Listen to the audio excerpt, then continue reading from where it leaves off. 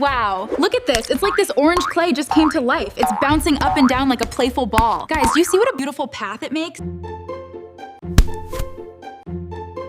Do you know why its bouncing looks so natural and cute?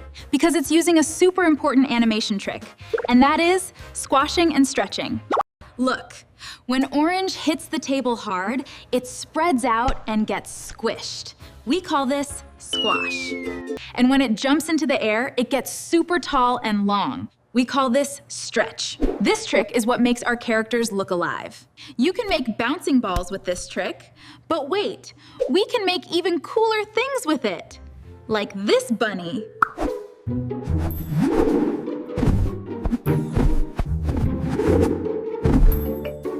Guys, if you want to learn animation super easily, just like playing a game, make sure to follow me. Until the next video, bye-bye.